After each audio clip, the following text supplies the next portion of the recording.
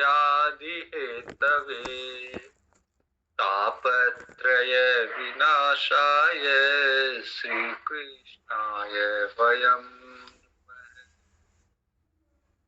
कृष्णं नारायणं वन्दे कृष्णं वन्दे व्रजप्रियं कृष्णं द्वैपायनं वन्दे कृष्णं वन्दे वृथासुतं। श्रीमद्भागवत महापुराण के 6ठो अध्याय को आज देखेंगे। उसके पूर्व कल का थोड़ा सा बचा हुआ था। भगवान के विराट स्वरूप की का वर्णन कर रहे थे। ब्रह्मा जी नारद जी को सुना रहे थे और नारद जी ने ब्रह्मा जी से प्रश्न किया कि क्या आप ही सर्वोपरि देवता है या आपसे ऊपर भी कोई है। तो उसका उत्तर ब्रह्मा जी दे रहे हैं और ब्रह्मा जी कह रहे हैं कि मेरे से ऊपर भी भगवान है और भगवान का जो विराट स्वरूप है, भगवान का जो रूप है, उसका वर्णन करते हुए ब्रह्मा जी कहते हैं कि जो भी पांच महाभूत है, पंच कर्मेंद्रिया, पंच ज्ञानेन्द्रिया, इनको भगवान ने प्रकट किया और ये भी अलग अलग थी। जैसे पंच महाभूत थे, पहले पृथ्वी अलग, वायु अलग, आकाश अलग, अग्नि अलग, तो भगवान ने इनको आपस में मिलाया। जब तक ये आपस में मिलते नहीं है तब तक कार्य नहीं करते। जैसे हमारे शरीर में अग्नि भी है, वायु भी है, जल भी है, पृथ्वी भी है। अगर अलग अलग रहेंगे तो शरीर का ढांचा या शरीर का एक शरीर का गठन नहीं हो पाएगा। तो कई ग्रंथों में इसकी पूरी प्रक्रिया दी जाती है, दी हुई है कि कैसे ये आपस में मिले, कैसे पंच महाभूत, इसको कहते हैं पंचीकृत पंच महाभूत। तो पहले जो पंच महाभूत थे वो अपंचीकृत थे, फिर भगवान ने इनको पंचीकृत करके इनको आपस में मिलाया। जैसे मान लीजिए कि पहले जल, अग्नि, पृथ्वी, वायु, आकाश ये सब अलग अलग थे। अब फिर 50% जल का तत्व अपना रहा और बाकी जो 50% है उसमें 12.5 बाकियों के भी, जल में अग्नि का तत्व भी मिल गया, जल में वायु का भी मिल गया। इस तरह से इनको आपस में मिलाया ताकि सृष्टि की रचना हो सके। और पंचीकृत, जब इनका पंच महाभूत को पंचीकृत कर दिया, आपस में मिला दिया, उसके बाद में इनसे ब्रह्मांड तैयार हुआ, एक पिंड तैयार हुआ, एक ब्रह्मांड तैयार हुआ। और वह ब्रह्मांड एक बड़ा अंडा, जिसे स्वर्ण या गोल्डन एग कहते हैं अंग्रेजी में, या स्वर्ण अंड भी कहते हैं, एक बड़ा अंड के रूप में एक अंडा जो था वो समुद्र में सहस्त्रों वर्षों तक निर्जीव अवस्था में पड़ा रहा। फिर काल के कर्म से, स्वभाव से वो जीवित हुआ, उसमें प्राण संचार हुए और उससे जो निकल के आया वो है विराट स्वरूप, विराट पुरुष। उस अंड से, उस ब्रह्मांड से प्रकट हुए, जिनकी जंगा, चरण, भुजा, नेत्र, मुख, सिर सहस्त्रों संख्या में है। अब कई बार कई जन प्रश्न करते हैं कि उस जो वो जो अंड है, ब्रह्मांड है, उसमें से कैसे उसमें जीव आया या कैसे वो कार्य करने लगा। तो तब जब उसकी सुनने की इच्छा हुई तो उसके कान प्रकट हो गए। तो मूल जो है वो है कि इच्छा प्रकट हुई उसमें, उस अंड में, उस ब्रह्मांड में इच्छा प्रकट हुई, संकल्प प्रकट हुआ, संकल्प के साथ साथ सारी चीजें बनती गई। जब देखने की इच्छा हुई तो आंख बन गई उसके, एक बड़ा अंडा है उसके, देखने की इच्छा हुई आंख बन गई, सुनने की इच्छा हुई कान बन गई, ऐसे उसका शरीर बनता गया। और जो विद्वान लोग हैं वो उसी उसी विराट स्वरूप में, भगवान के उसी विराट स्वरूप में पूरे ब्रह्मांड की कल्पना करते हैं। जैसे 7 लोक ऊपर 7 लोक नीचे, ये हमारे शास्त्र में बताया गया है कि भूर्भुवः स्वः मह जन तप ब्रह्म लोक, ये ऊपर है। तो विराट स्वरूप के कट्टी प्रदेश या विराट स्वरूप के कमल से ऊपर के जो 7 लोक है वो विराट स्वरूप के कमल के ऊपर का हिस्सा है। और पाताल लोक जो नीचे के लोक है, अतल वितल सुतल तलातल महातल रसातल पाताल, ये विराट पुरुष के नीचे का अंग है। तो विराट पुरुष की ही कल्पना है जिसमें ऊपर के 7 लोग उसके ऊपर के अंग है, कमर से ऊपर के अंग है, और 7 जो पाताल लोक है वो कमर से, विराट पुरुष के कमर के नीचे के अंग है। और ब्राह्मण जो है वो उस विराट, भगवान के विराट स्वरूप का ब्राह्मण जो है वो मुख है, क्षत्रिय उसकी भुजाएं हैं, वैश्य उसकी जंघाएं हैं, और शूद्र उसके चरण हैं। तो इस तरह से विराट पुरुष की कल्पना की गई। अब विराट पुरुष के, भगवान के विराट स्वरूप की क्या विभूतियां हैं? गीता जी के 11वें अध्याय में भी जो विश्व रूप की भगवान की कल्पना है उसकी विभूतियां क्या क्या है, तो गीता जी में भी 10वां अध्याय जो है वो विभूति अध्याय है। यहाँ पे भी दिया गया है कि उस विराट पुरुष के मुख से वाणी और उसका अधिष्ठाता देवता, जैसे कोई भी क्रिया हम करते हैं उसका एक अधिष्ठाता देवता होता है। जैसे वाणी अगर हम बोलते हैं तो उस वाणी का अधिष्ठाता देवता है अग्नि, वाणी का, वाक का अधिष्ठाता देवता अग्नि है। बिना अग्नि के या बिना उष्मा के बोला नहीं जाता। तो जैसे देखते हैं आंख से तो उसका देवता है सूर्य। तो सारे हमारी जो इंद्रियां हैं उनके एक एक अधिष्ठाता देवता है। तो विराट पुरुष के मुख से वाणी और उसका अधिष्ठाता देवता अग्नि उत्पन्न हुआ। वैसे ही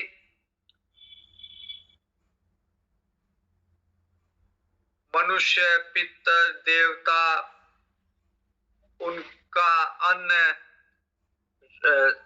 सब प्रकार के रस, रसेंद्रिया, रस इंद्रियों का जो अधिष्ठाता देवता है वरुण देवता, वो सब भगवान के उस विराट स्वरूप से ही उत्पन्न हुए। जो विराट का जो नाक है विराट पुरुष का, उससे प्राण, अपान, व्यान, उदान, समान, ये 5 प्राण प्रकट हुए, और अधिष्ठाता देवता है अश्विनी कुमार, वो प्रकट हुए।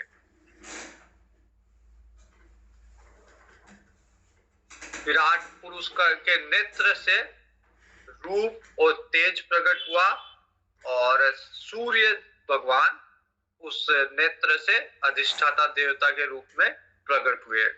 इसी तरह सारी दिशाएं सब भगवान उस विराट स्वरूप से ही प्रकट हुए। और प्रत्येक रोम से, विराट स्वरूप के प्रत्येक रोम से पेड़ पौधे उत्पन्न हुए। जो भी पेड़ पौधे हैं वो भगवान के रोम छिद्र है, रोम से जो केस उत्पन्न हो रहे हैं वो है। भुजाओं से लोकपाल उत्पन्न हुए, और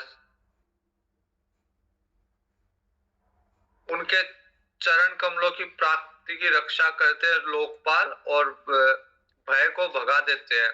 समस्त कामनाओं की पूर्ति उन्हीं से होती है। इस तरह भगवान की पीठ से, विराट पुरुष की पीठ पीठ में अधर्म का निवास है। पराजय, अधर्म, अज्ञान, ये सब भगवान की पीठ है, और धर्म, ज्ञान, ये सब भगवान का हृदय है। तो अधर्म भी भगवान का ही रूप है, लेकिन यह है कि वो भगवान के पीछे की तरफ का हिस्सा है, और धर्म है वो भगवान के आगे की तरफ का हिस्सा है भगवान का ही रूप।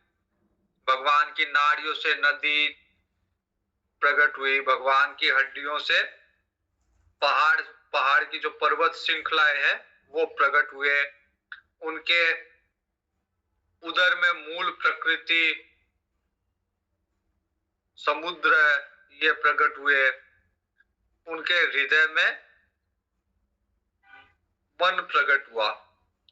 तो ये सब भगवान विराट का ही है। और ब्रह्मा जी कहते हैं कि मैं भी और तू नारद, तू भी, हम दोनों, और धर्म, सनकादिक आदि ऋषि, शंकर भगवान, विज्ञान, सब विराट के ही से उत्पन्न हुए हैं।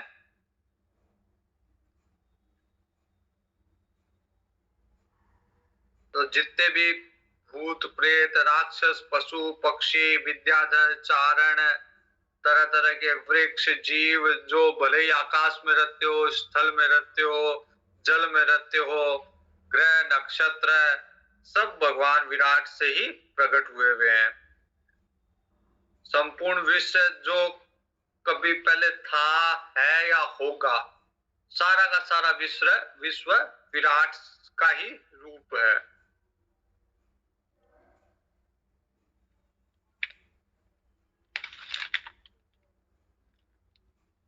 संपूर्ण लोक भगवान के एक पाद मात्र, अंश मात्र में है।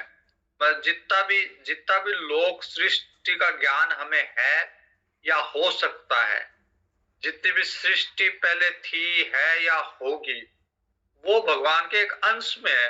मतलब भगवान उससे भी बड़े हैं। जितनी भी सृष्टि हम देख सकते हैं या सुन सकते हैं, वो तो एक अंश मात्र है। जैसे पृथ्वी जो है वो एक अंश है, एक तिहाई हिस्सा पृथ्वी है, बाकी 2/3 हिस्सा समुद्र है, जल है। वैसे ही जितना भी प्रपंच है वो भगवान के एक अंश में है, बाकी अभी भी बहुत सारा हिस्सा भगवान का निरप्रपंच है। उसमें कोई प्रपंच नहीं है, कोई उसमें विश्व नहीं है, कोई उसमें ब्रह्मांड नहीं है। वो ज्ञानमय, वो अमृतमय रूप है भगवान का। तो जितना भी प्रपंच माया है वो एक अंश में भगवान ने धारण कर रखी है, बाकी शुद्ध रूप से भगवान अभी भी माया से परे अमृतमय रूप में विराजमान है। ये सब प्रपंच सारांश मात्र में भगवान के।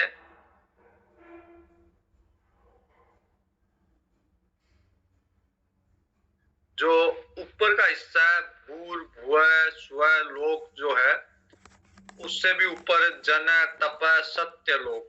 सत्य लोक मतलब ब्रह्मा जी का लोक। इनमें अमृत, क्षेम, अभय, ये सब नित्य निवास करते हैं। यहाँ पे जो निवास करते हैं वो उनका स्वरूप अमृतमय है, और उनको किसी तरह का भय नहीं होता, अभय होते हैं वो। जन, तप, सत्य, इन लोगों में जो निवास करते हैं वो ब्रह्मचारी, वानप्रस्थ, सन्यासी लोग इन लोगों में जन, तप और सत्य लोक में निवास करते हैं। और जो गृहस्थी लोग हैं वो भूलोक, भुवलोक, स्वलोक में निवास करते हैं। भूर, भुवः, स्व, इसमें गृहस्थी लोगों का निवास है। शास्त्र में दो तरह के मार्ग बताए हुए हैं, एक प्रवृत्ति मार्ग, एक निवृत्ति मार्ग। या एक मार्ग को बोलेंगे विद्या मार्ग, एक मार्ग को बोलेंगे अविद्या मार्ग। विद्या वाला मार्ग और अविद्या, ज्ञान मार्ग या ज्ञान मार्ग, इसी को प्रवृत्ति मार्ग, निवृत्ति मार्ग कहा गया है। और इसी को कर्म मार्ग और ज्ञान मार्ग कहा गया है। इसी को श्रेयस और प्रेयस मार्ग कहा गया है। तो अलग अलग नामों से अलग अलग जगह पे है। मुख्य चीज ये है कि प्रवृत्ति मार्ग जो संसार में लगाए। रामचरितमानस में भी ये विषय आता है, एक विद्या माया और एक अविद्या माया भगवान की। माया भगवान की, दोनों ही भगवान की माया है, लेकिन एक अविद्या माया जो संसार में लगा के रखती है, और विद्या माया संसार से छुड़ा के भगवान की तरफ लगाती है। तो एक प्रवृत्ति मार्ग है जो संसार में लगा के रखता है। जो गृहस्थी जीवन में जिन्होंने प्रवेश किया है वो प्रवृत्ति मार्ग वाले लोग हैं। वो किसी न किसी रूप से संसार में लगे हुए हैं। और जो संन्यास मार्ग को संन्यास मार्ग को ग्रहण करते हैं वो निवृत्ति मार्ग है। उन्होंने संसार का त्याग करके निवृत्ति की तरफ आगे बढ़े हैं। वैसे सभी के लिए निवृत्ति मार्ग है। जितने भी प्राणी, जितने भी जीव हैं, उनका लक्ष्य निवृत्ति मार्ग ही है। पहले जैसे ब्रह्मचारी गुरुकुल में पढ़ने के लिए जाता था, 12 वर्ष की अवस्था में गुरुकुल में प्रवेश करता था, पढ़ने के लिए जाता था। 12 से 24 वर्ष की अवस्था तक अध्ययन करता था, और 24 वर्ष के बाद में गुरुजी 6 महीने का समय देते थे जिसमें वो ये सुनिश्चित करे, ये अपना मानस बनाए कि उसे प्रवृत्ति मार्ग में जाना है या निवृत्ति मार्ग में जाना है। अगर निवृत्ति मार्ग में जाना है तो फिर उसका विवाह नहीं होता था, वो ब्रह्मचारी से सीधा संन्यास आश्रम में प्रवेश करता था। और कोई कहता कि मेरे को प्रवृत्ति मार्ग में जाना है तो फिर 24.5 साल के बाद में उसका विवाह कर दिया जाता था और वो गृहस्थ जीवन में प्रवेश करता था 25 वर्ष की अवस्था में। तो फिर वो ब्रह्मचारी के बाद में गृहस्थ बनता था, गृहस्थ के बाद में वानप्रस्थ, वानप्रस्थ से सन्यासी। सन्यासी सबको बनना है, ऐसा नहीं कि केवल जो प्रवृत्ति मार्ग वाले हैं उन्हीं को बनना है सन्यासी। जो जो निवृत्ति मार्ग वाले उन्हीं को बनना है, ऐसा नहीं है। प्रवृत्ति मार्ग वालों को भी बनना है, लेकिन उनको 25 से 50 तक गृहस्थ में रखना है। गृहस्थ की जिम्मेदारी पूरी करके फिर वानप्रस्थ में, फिर संन्यास में। तो निवृत्ति तो गृहस्थी को भी चाहिए और सन्यासी को भी चाहिए, लेकिन वो प्रवृत्ति में होता हुआ निवृत्ति की तरफ आगे बढ़ेगा। तो 2 तरह के मार्ग है, प्रवृत्ति मार्ग और निवृत्ति मार्ग। दक्षिण मार्ग और उत्तर मार्ग भी बोलते हैं। तो दक्षिण मार्ग जो है वो भोग को प्राप्त कराता है, और उत्तर मार्ग है वो मोक्ष को प्रदान कराता है।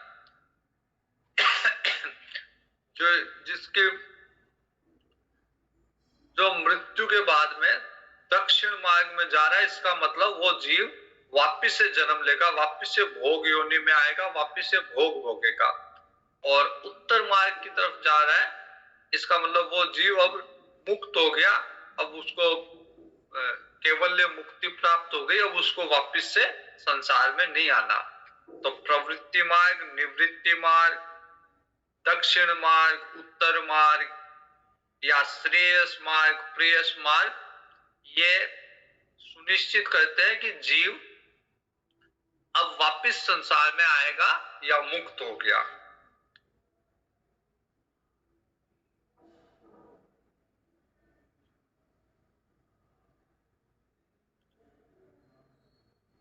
ब्रह्मा जी कहते हैं कि जिस समय मैं भगवान के नाभि कमल से प्रकट हुआ तो उस समय भगवान के अलावा कुछ था ही नहीं, और मेरे को भगवान की उपासना करनी थी, भगवान की आराधना करनी थी। मैंने चारों तरफ देखा कि भगवान जितने भी, जो कुछ भी है संसार में, भगवान ही है, सब भगवान के ही अंग है। कोई पेड़ पौधा है तो वो भी भगवान का रोम है, कोई पहाड़ है वो भगवान की हड्डियां, नदियां हैं तो वो भगवान की नाड़ियां हैं। तो सब पूरा पूरा संसार, पूरा ब्रह्मांड ब्रह्मा भगवान का ही अंग था। तो फिर मैंने उसी भगवान, मेरे को कोई यज्ञ की सामग्री नहीं मिली, तो भगवान के ही अंगों से मैंने यज्ञ प्रारंभ किया, जिसमें यज्ञ का जो स्तंभ होता है, बीच में जो यज्ञ का स्तंभ होता है वो, और यज्ञ की भूमि, यज्ञ का पशु, यज्ञ का काल, सब सब के सब भगवान के अंगी थे, क्योंकि भगवान के अंग के अलावा कुछ था ही नहीं।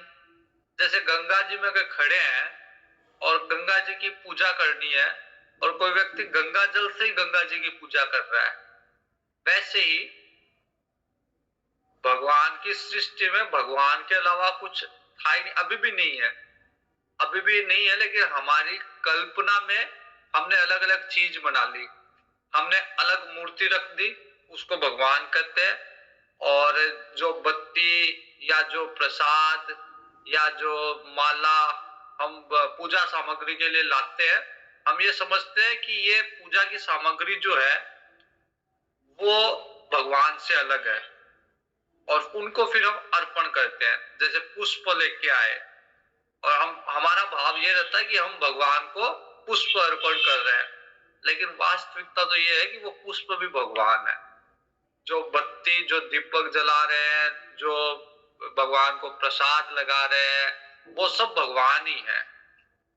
उस समय ब्रह्मा जी की दृष्टि, ब्रह्मा जी का ज्ञान इतना शुद्ध था कि उनको ये एहसास था, उनको ये ज्ञान था कि जिससे मैं पूजा कर रहा हूं, जो यज्ञ कर रहा हूं, वो भी भगवान का ही रूप है। लेकिन आज क्योंकि हमारी बुद्धि धूमिल हो गई, माया में लिप्त हो गई, इसलिए हमको ये पता नहीं चलता कि भगवान का वो, हम ये सोचते हैं कि भगवान अलग है और पूजन सामग्री अलग है, या यज्ञ हवन की सामग्री अलग है। जबकि वास्तविकता तो आज भी वही है जो ब्रह्मा जी सोच रहे हैं। ब्रह्मा जी कह रहे हैं कि सृष्टि में भगवान के अलावा कुछ था ही नहीं, तो उसी से मैंने भगवान की पूजा की। तो आज भी हम जितने भी पदार्थों से भगवान की पूजा करते हैं, वो वास्तव में भगवान का ही, भगवान के द्वारा ही भगवान की पूजा कर रहे हैं। क्योंकि जो भी सामग्री है, भले ही पुष्प हो, फल हो, द्रव्य हो, वो सब भगवान का ही रूप है। तो ब्रह्मा जी कहते हैं कि जितने भी यज्ञ में जितने भी वस्तुएं, चाहे जो चावल, औषधि, घी, रस, मिट्टी, जल, और पूजा कराने वाले जो जो आचार्य, यज्ञों के नाम, मंत्र, दक्षिणा, जो ग्रंथ जिससे पूजा कराई जाती है, श्रद्धा, प्रायश्चित, समर्पण, ये समस्त जो यज्ञ की सामग्री है वो विराट पुरुष का ही अंग है। विराट पुरुष के अलावा कुछ है ही नहीं। तो जो भी यज्ञ भी हो रहा है, जो भी हम दैनिक जीवन में भी जो भी सामग्री, जो भी चीज हम देख रहे हैं, वो भगवान विराट पुरुष के अंतर्गत ही है।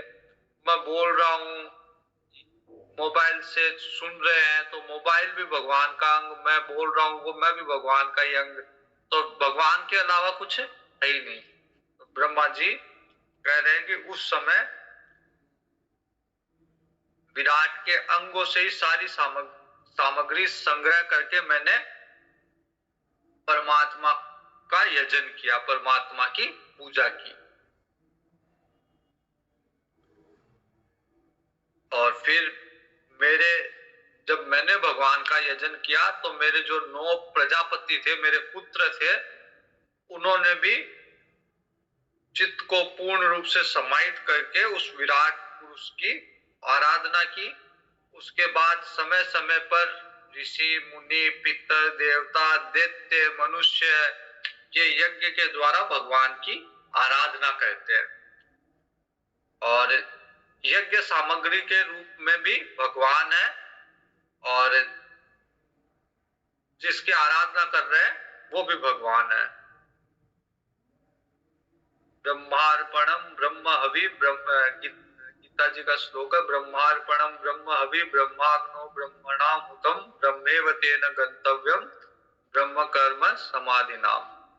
तो जो भी सामग्री, जिस सामग्री से भी हम पूजा कर रहे हैं वो सब ब्रह्म है, सारा संसार ब्रह्ममय है।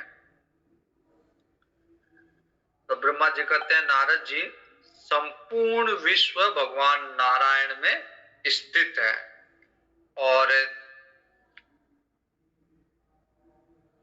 जो स्वयं तो भगवान स्वयं प्रकृति के गुणों से परे हैं, लेकिन सृष्टि के प्रारंभ में भगवान ने अवतार लेने के टाइम भगवान इन गुणों को धारण करके फिर ही अवतार लेते हैं।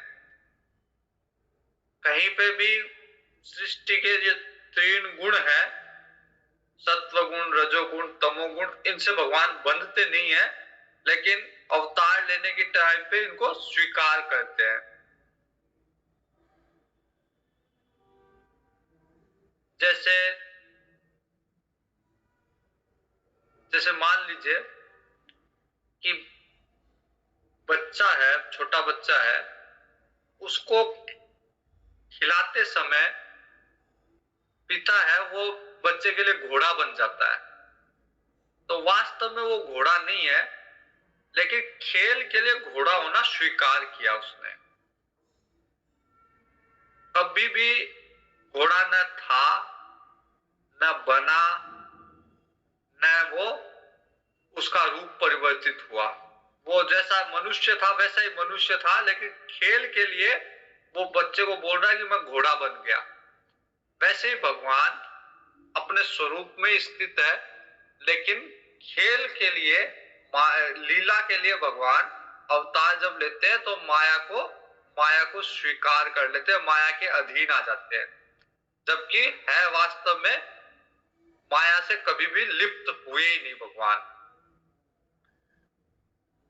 सृष्टि के प्रारंभ में माया के द्वारा बहुत से गुण ग्रहण कर लेते हैं, और ब्रह्मा जी कहते हैं उस भगवान की प्रेरणा से फिर मैं भी संसार की रचना करता हूँ, उन्हीं की प्रेरणा से मैं संसार की रचना करता हूँ। और भगवान शिव, विष्णु, ब्रह्मा विष्णु महेश, हम सब उन्हीं की प्रेरणा से अपना अपना कार्य करते हैं, सृष्टि की रचना, पालन और संहार।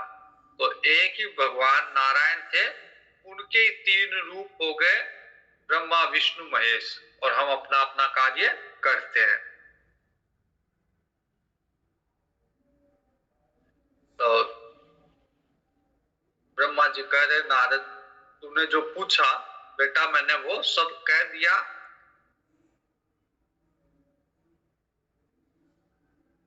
भाव, अभाव, कार्य, कारण, ऐसा कोई वस्तु नहीं है जो भगवान से भिन्न है, सब भगवान में ही है। कोई भी भाव आ रहा है, कोई भी चीज है या कोई नहीं है, वो सब भगवान में ही है। तो भगवान के अलावा, नारायण के अलावा कुछ है ही नहीं।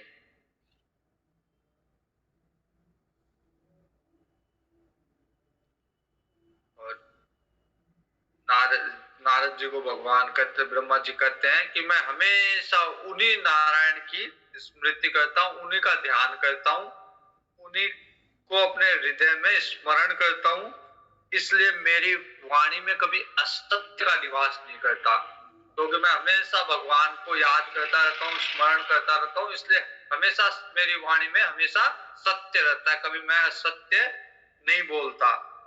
मेरा मन कभी असत्य का संकल्प भी नहीं करता, क्योंकि मेरे मन में भगवान नारायण रहता है, सत्य में स्थित रहता है मेरा मन, इसलिए कभी असत्य को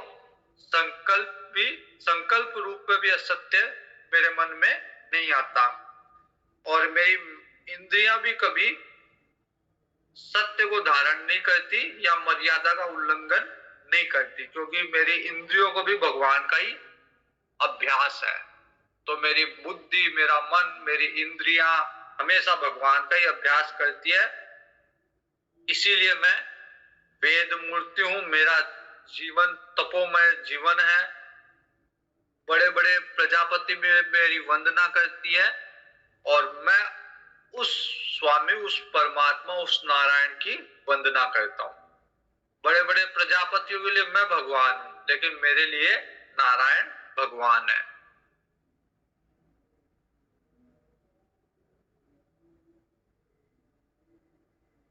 पहले ब्रह्मा जी जो बनते हैं, वो पिछले कल्प में जो भी जीव सबसे शुद्ध जीव होता है, वो अगले कल्प में ब्रह्मा जी बनते हैं। तो ब्रह्मा जी कहते हैं कि पहले मैंने बड़ी निष्ठा से अपने स्वामी नारायण की आराधना की थी, उसके कारण जो मेरा शुद्ध स्वरूप हुआ, उसके कारण मैं ब्रह्मा बना।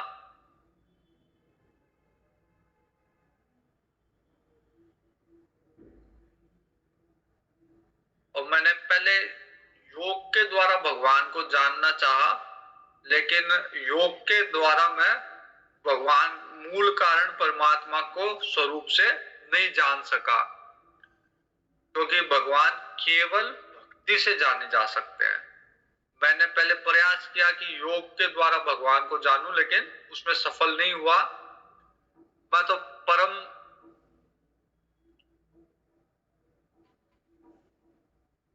उस परम कल्याण में भगवान के चरणों का मैंने फिर आश्रय लिया, और उनको ही मैं बार बार प्रणाम करता हूं। उनकी माया की शक्ति अपार है।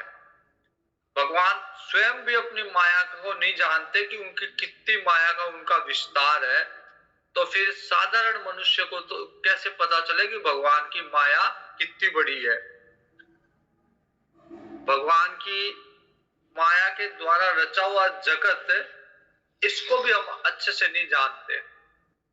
दुनिया जो हम जितनी दुनिया का हमें ज्ञान है, उसको भी हम ढंग से नहीं जानते।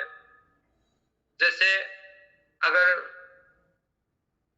कोई ये अगर कहे कि उसने पूरा राजस्थान घूम लिया या पूरा एक जिला भी घूम लिया, तो वो झूठ बोल रहा है। वो उस जिले को या उस प्रदेश को भी उसने अच्छे से उसको एक एक जगह नहीं गया।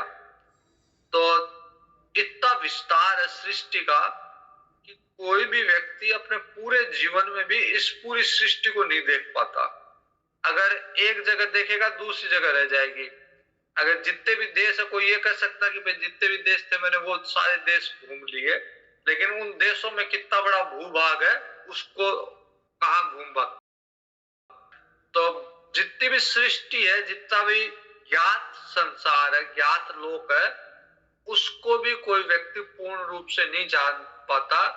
तो उसके अलावा जो ज्ञात है, उसके अलावा अज्ञात अवस्था में बहुत सारे लोग, जिनको 7 लोक ऊपर 7 लोक नीचे, इनकी भगवान की जो सृष्टि का विस्तार है, उसकी तो कल्पना भी नहीं की जा सकती। केवल ब्रह्मा जी कहते हैं कि केवल हम अपनी बुद्धि के अनुसार उसकी अटकल लगाते हैं, उसका पूर्ण रूप से ज्ञान किसी को नहीं है भगवान की माया का। भगवान की लीला का केवल हम लोग, जब भगवान अवतार लेके आते हैं, तो भगवान की लीला का केवल हम गान करते, तत्व से हम नहीं जानते कि भगवान है क्या, कौन है, कौन आया, कौन अवतार ले रहा है, कौन अवतार लेके लीला कर रहा है, उस तत्व को हम लोग नहीं जानते। उन भगवान के चरणों में मैं बार बार नमस्कार करता हूं। वे अजन्मा पुरुषोत्तम है। प्रत्येक कल्प में अपने आप को सृष्टि बनाते हैं। सृष्टि के लिए ऐसा नहीं है कि भगवान अलग है और सृष्टि अलग चीज से सृष्टि बने। जैसे हम लोग कोई भी चीज बनाते हैं, हम लोगों ने मान लीजिए लड्डू बनाया, तो लड्डू बनाया, और लड्डू के लिए सामग्री अलग थी हमारे पास। बेसन था, घी था, चीनी थी, तो अलग अलग सामग्री से हमने लड्डू बनाया। लेकिन भगवान बनाते नहीं है, बनते हैं। सृष्टि भगवान ने बनाई नहीं, भगवान स्वयं बने। तो जो उपादान कारण है, सृष्टि का वो भगवान है। हम हम केवल निमित्त कारण होते हैं। कोई भी चीज हम बनाते हैं तो हम बनाने वाले हुए, हम बनने वाले नहीं है। लड्डू हम नहीं बनते, लड्डू बनाते हैं। भगवान बनाते भी और बनते भी है। तो भगवान जब सृष्टि की रचना करते हैं तो सृष्टि बना भी रहे, रचना भी कर रहे और स्वयं बन भी रहे। तो इसलिए सारी सृष्टि में भगवान के अलावा कुछ है ही नहीं। माया के, फिर भी माया के लेस से रहित, फिर भी भगवान में माया भगवान को छू भी नहीं सकती। भगवान केवल ज्ञान स्वरूप है और एक रस में स्थित है। तीनों काल में सत्य से परिपूर्ण, न उनका आदि है न उनका अंत है। अब उस भगवान को जाना कैसे जाए, उस तत्व को जाना कैसे जाए? केवल लीलाओं का ज्ञान हम लोग करते हैं। भगवान के लीलाओं का, जब भगवान अवतार लेके आते हैं तो उस लीला का गान तो करते हैं, लेकिन हमको पता नहीं कि वो तत्व क्या है, उसको कैसे जाना जाए। तो उसका उपाय बताया गया है उस तत्व को जानने के लिए कि महात्मा लोग कैसे जानते हैं उस तत्व को। अपने अंतःकरण को शांत करके, अंतःकरण, इंद्रियां, शरीर को शांत करके भगवान का साक्षात्कार करते हैं महात्मा लोग। जब तक मन, बुद्धि, इंद्रियां, शरीर ये शांत नहीं होते तब तक भगवान का ज्ञान, उस तत्व का ज्ञान नहीं होता। तो महात्मा लोग अंतःकरण, इंद्रिय, शरीर को शांत करके उस तत्व से साक्षात्कार करते हैं। लेकिन इतना आसान है नहीं, क्योंकि उसके ऊपर जो शांत तत्व है उसके ऊपर बहुत सारे असत पुरुषों ने कुतर्क का जाल बिछा दिया। जब कोई भगवत मार्ग में बढ़ता है तो तरह तरह के कुतर्क सामने आते हैं। तरह तरह के लोग उसको कुतर्क देते हैं कि ऐसे थोड़ा ना मन को शांत करके भगवान मिल जाएगा। या कई लोग ये देते हैं कि भगवान ने, जैसे कई लोग जो शराब पीने वाले हैं या जो मांसाहार करने वाले हैं, वो कुतर्क देते हैं कि ये भगवान ने खाने के लिए ही बनाया है। अगर शराब अगर पीना ही नहीं है तो फिर भगवान ने बनाया ही क्यों? तो इस तरह के कुतर्क देते हैं। तो वैसे भगवान के ऊपर भी कुतर्क का जाल बिछा हुआ है। इसलिए भगवान को हर कोई जान नहीं सकता।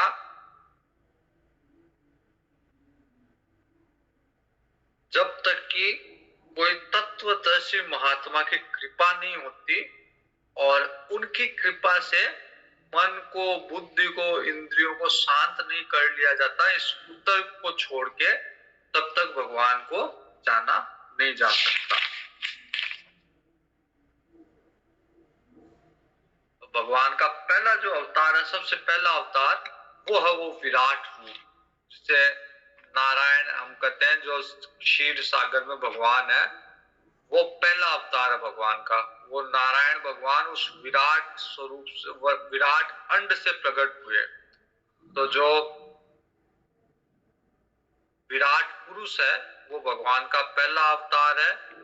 उसके अलावा अनेक समय में, अनेक काल में, स्वभाव से, कार्य से, कारण से, मन से, पंचभूत से, अहंकार, तीनों गुण, इंद्रिया, इनसे भगवान, अनंत भगवान अलग अलग रूप में प्रकट होते हैं। मूल जो भगवान का स्वरूप है वो विराट स्वरूप है। और उसके बाद में फिर भगवान अन्य अनेक प्रकार के अवतार ग्रहण करते हैं।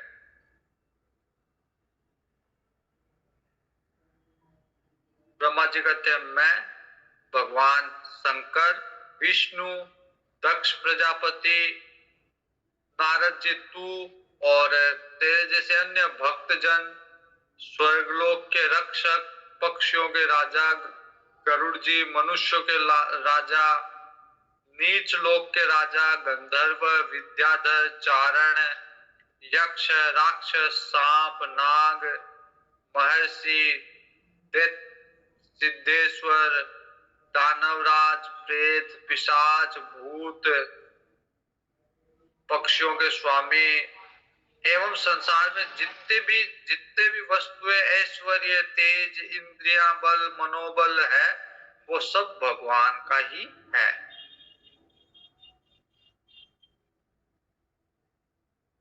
परमात्मा तत्व भगवत स्वरूप ही है। ये के सारे सबका तेज, सबका बल, सबकी शक्ति, ये सब परमात्मा की ही, भगवान की ही शक्ति है, भगवान का ही बल है।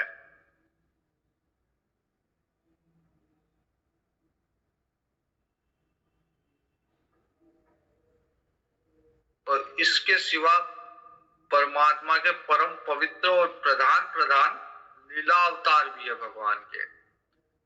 विराट स्वरूप के अलावा, भगवान का जो विराट स्वरूप का मैंने वर्णन किया है, इसके अलावा भगवान के प्रधान प्रधान, वैसे तो सारे अवतार ही भगवान के हैं, हम भी भगवान का ही अवतार है, लेकिन भगवान के जो मुख्य लीला अवतार है वो परम पवित्र अवतार है, जो शास्त्र में वर्णित है। अब उनका मैं क्रम से वर्णन करूंगा। उनको चरित्र को सुनने से श्रवण इंद्रियों के दोष दूर होते हैं। कान में हम बहुत सारी अन्य चीजें सुनते हैं तो उससे दोष उत्पन्न होते हैं, लेकिन अगर भगवान की लीला सुन रहे हैं तो फिर अन्य दोष जो ग्रहण कर लिए हमने, वो दोष दूर होते हैं। अब अगला अध्याय है, वो भगवान की लीला अवतारों की कथा है। तो सबसे पहले भगवान का लीला अवतार में, पहले विराट अवतार हो गया, लेकिन लीला अवतार में भगवान का सबसे पहला अवतार है वराह अवतार।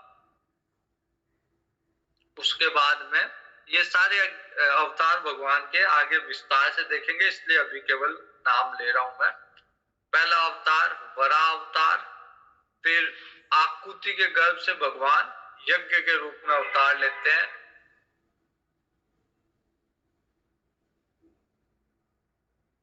फिर भगवान कपिल के रूप में अवतार लेते हैं और सांख्य शास्त्र का प्रतिपादन करते हैं। उसके बाद में भगवान दत्तात्रेय के रूप में अवतार लेते हैं।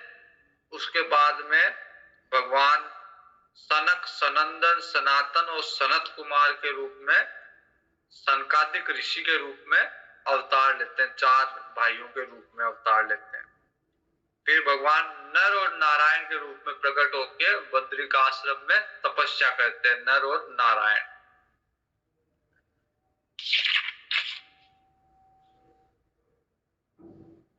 फिर भगवान पृथ्वी के रूप में अवतार लेते हैं, पृथ्वी को उपजाऊ बनाते हैं, समतल करते हैं। पृथ्वी के राजा पृथ्वी के रूप में अवतार लेते हैं। विस्तार से आएगी राजा पृथ्वी की कहानी। फिर ऋषभ देव के रूप में अवतार लेते हैं और निवृत्ति मार्ग का प्रतिपादन करते हैं। जैन धर्म के मूल तीर्थंकर ऋषभ देव थे। पहले तीर्थंकर ऋषभ देव और 24वें भगवान महावीर। उसके बाद में भगवान हयग्रीव के रूप में अवतार लेते हैं। फिर मत्स्य अवतार होता है भगवान का। फिर जब समुद्र मंथन होता है तो उस समय भगवान कच्छप के रूप में अवतार लेते हैं। फिर प्रहलाद जी का उद्धार करने के लिए नरसिंह अवतार, प्रहलाद जी की सहायता के लिए नरसिंह अवतार भगवान लेते हैं। हरि जब गजेंद्र की रक्षा करने के लिए भगवान हरि के रूप में अवतार लेते हैं। और अदिति के पुत्र के रूप में भगवान वामन के रूप में अवतार लेके राजा बलि का उद्धार करते हैं।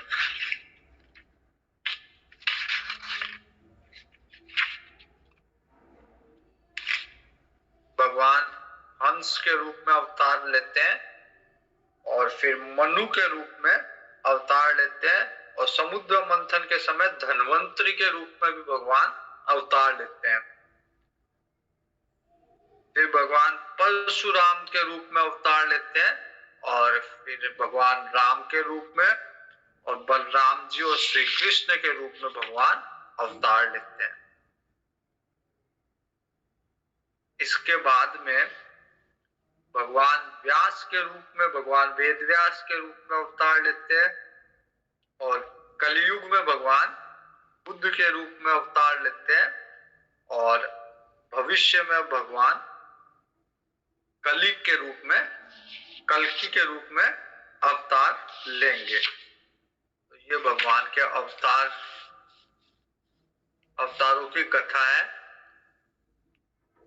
जब संसार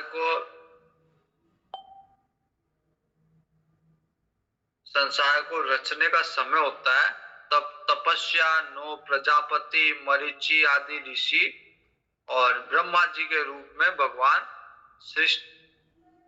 सृष्टि की अवतार लेते हैं। और जब रक्षा का समय होता है तो भगवान धर्म, विष्णु, मनु देवता आदि के द्वारा रक्षा करते हैं। और प्रलय का समय होता है तो भगवान अधर्म, रुद्र, क्रोध के रूप में अवतार लेते हैं। तो ये सब भगवान की विभूतियां हैं। उत्पन्न होना, पालन होना, प्रलय आना, नष्ट होना, सब भगवान की ही विभूतियां हैं। ऐसा कोई नहीं है जो भगवान की शक्तियों को, भगवान की विभूतियों की गणना कर सके, उसकी समीक्षा कर सके। समस्त सृष्टि की रचना, संहार करने वाला माया उन्हीं की शक्ति है। जो सृष्टि की उत्पत्ति, प्रलय और पालन करती है, वो भगवान की शक्ति है। तो ब्रह्मा जी कहते हैं कि मैं भी भगवान की वास्तविक शक्तियों को नहीं जानता। भगवान का इतना विस्तार है कि मैं भी एक मुख्य बातें ही जानता हूं, बाकी वास्तविक भगवान के स्वरूप को, शक्तियों को मैं भी नहीं जानता। और न और कोई ऋषि या सनकादिक आदि ऋषि कोई भी नहीं जानते भगवान की शक्तियों को। तो साधारण व्यक्ति के तो बस का ही नहीं है कि भगवान की शक्तियों को पहचान सके, जान सके। लेकिन जो भगवान का दया पात्र हो जाता है, भगवान जिस पे करुणा करते हैं, वो भगवान की माया के स्वरूप को जान जाता है। भगवान को तो नहीं जानता, लेकिन माया को जान जाता है, माया के स्वरूप को जान जाता है और माया के पार चला जाता है। और जैसे माया के पार जाएगा, फिर भगवान में ही विलीन हो जाएगा। भगवान का और उसका एक ही स्वरूप हो जाएगा।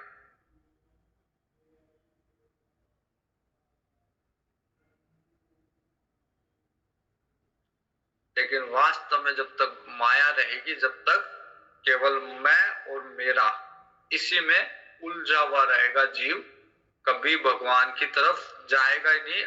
अपने अभिमान में या अपना जो उसके आसपास रहेगा, उसको पे आधिपत्य जमाने में ही जीव का समय चला जाएगा। कभी मैं और मेरा के भाव से निकलेगा नहीं, भगवान को जाने का नहीं। भगवान की यही माया है। जो माया है वो जबरदस्ती बलात् व्यक्ति को इस अभिमान में लगाए रखती है कि मेरा अस्तित्व है और मेरी संपत्ति। तो मैं और मेरे में ही माया जीव को लगाए रखती है, भगवान से दूर रखती है।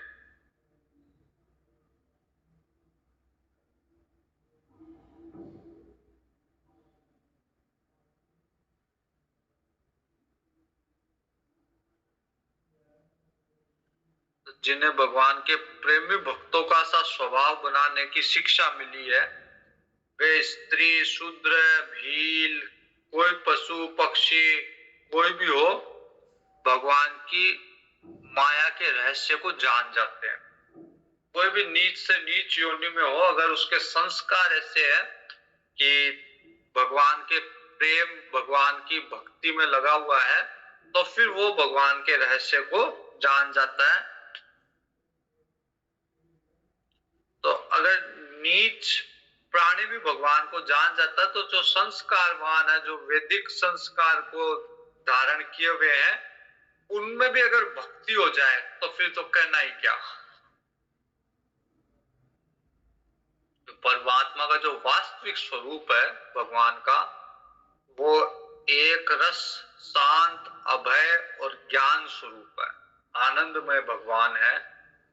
कोई भी प्रपंच, कोई भी अशांति, कोई भी भय भगवान को छू भी नहीं सकता।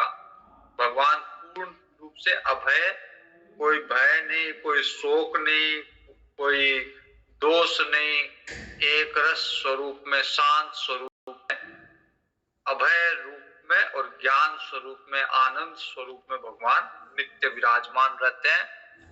न उसमें माया का मल है और न उसके द्वारा रची हुई विषमताएं हैं। जितनी की जितनी विषमताएं हैं, जितना का जितना द्वैत है, वो माया में है। भगवान अद्वैत है, भगवान में कोई द्वैत नहीं है। जैसे हम बोलते हैं कि मैं अलग हूं और मेरा दोस्त या मेरा भाई अलग है, तो ये द्वैत हो गया। लेकिन भगवान में कोई द्वैत नहीं है, भगवान अद्वैत है। सारे स्वरूप भगवान के ही है, तो वहां कोई अद्वैत है ही नहीं। भगवान के अलावा कोई है ही नहीं, तो वो अद्वैत अवस्था है भगवान की, वो आनंदमय, वो ज्ञान की अवस्था है। बाकी द्वैत, जहां जहां द्वैत है वो माया है। जहां जहां मैं अपने आप को किसी और से अलग मानता हूं, वो माया है। जब मैं सब में एक ही रूप देखने लग जाऊंगा, वो भगवान की अवस्था है।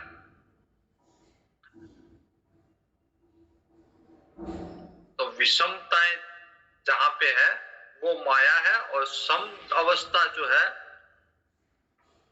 गीता जी में आया है, निर्दोषम ही समम ब्रह्म है। ब्रह्म की परिभाषा यही है कि ब्रह्म जो है वो सम है।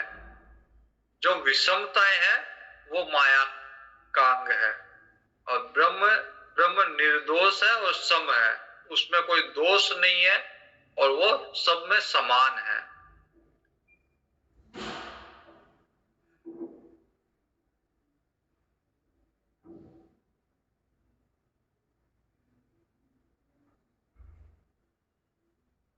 भगवान सत और असत दोनों से परे हैं। वेद भी, जो वैदिक धर्म है या वैदिक उपासना है या वेदों के जो मंत्र है, वो भी भगवान तक नहीं पहुंच पाते। वो भी केवल शुद्धि का साधन है, केवल अंतःकरण को शुद्ध करते हैं, उनकी भी भगवान तक पहुंच नहीं है। कर्मों का फल भी भगवान तक नहीं पहुंचा सकता। जितने भी कर्म कर ले, अच्छे कर्म कर ले, पुण्य के कर्म कर ले, पुण्य करोगे तो स्वर्ग तक या आगे ब्रह्म लोक तक, भगवान तक वो कर्म भी नहीं पहुंचा पाएंगे।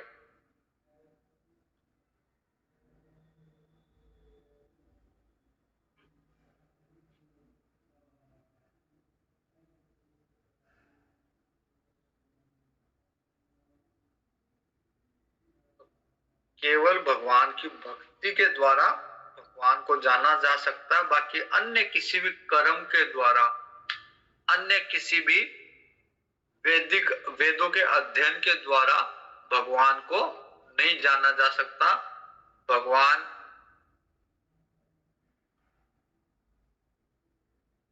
सारे के सारे साधन जो है वो भगवान के ज्ञान तक नहीं पहुंचा पाते। मन को शुद्ध कर सकते हैं, लेकिन भगवान का जो ज्ञान है वो इससे भी परे है। वो केवल भगवान की भक्ति से ही समझ में आता है।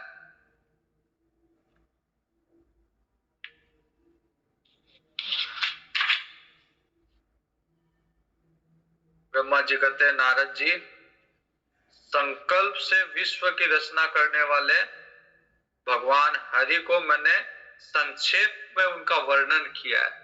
जितना मैं जानता हूं, जितनी मेरी बुद्धि है, उतना मैंने संक्षेप में भगवान का वर्णन किया है।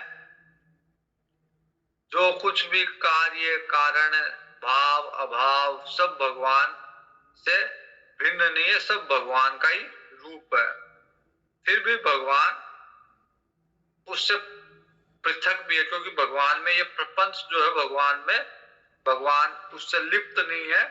भगवान अपने आनंद स्वरूप में है, अपने ज्ञान स्वरूप में है। भगवान ने मुझे जो उपदेश किया था वह यही भागवत उपदेश है, यही भागवत है। भगवान का जो उपदेश है वही भागवत है, और इसमें भगवान की विभूतियों का संक्षिप्त वर्णन है। तुम इसको विस्तार करो। अब ब्रह्मा जी ने नारद जी को भागवत बता दिया, भगवान का ज्ञान दे दिया, और कहते कि अब इसका विस्तार करो। तो ब्रह्मा जी ने चतुर्श्लोकीय भागवत नारद जी को दी, और फिर देखे इसका कहा कि इसका विस्तार करो। उसी चतुर्श्लोकीय भागवत को नारद जी ने वेद व्यास जी को देके कहा कि अब आप इसका विस्तार करो। उसी से उन 4 श्लोकों का विस्तार करके वेद व्यास जी ने 18,000 श्लोक के रूप में इस भागवत ग्रंथ की रचना की है। संग्रहोयम विभूतिनां त्वमेतत् विपुलीकुरु, कि इसका जो मैंने भगवान के बारे में बताया है, इसका विपुलीकरण, इसका विस्तार करो। यथा हरो भगवती नृणाम भक्तिर भविष्यति, इससे लोगों में भगवान की भक्ति बढ़ेगी। अगर भगवान के रूप का, भगवान की शक्ति का, भगवान की विभूति का, भगवान की लीलाओं का विस्तार करोगे तो इससे भगवान के प्रति भक्ति बढ़ेगी।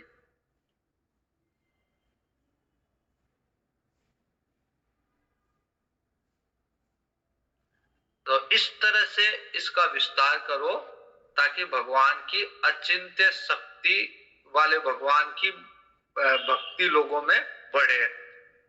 यथा हरो भगवती नृणाम भक्तिर भविष्यति सर्वात्मन्यखिलाधारे इति संकल्प्य वर्णय।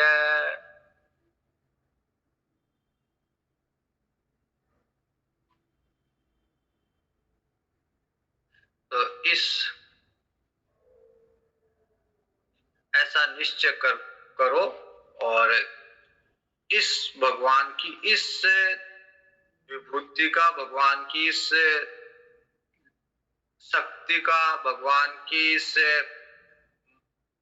स्वरूप का अगर कोई भी व्यक्ति अध्ययन करेगा तो उसका श्रद्धा के साथ उसका श्रवण करेगा, उसका चित्त माया से कभी मोहित नहीं होगा, वो माया से ऊपर उठ जाएगा, माया उसको लिप्त नहीं होगी, माया उसका कुछ बिगाड़ नहीं सकेगी।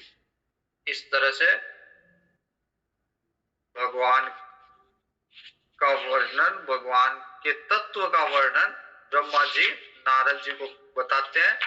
आगे ब्रह्मा जी चतुर्श्लोकीय भागवत को बताएंगे।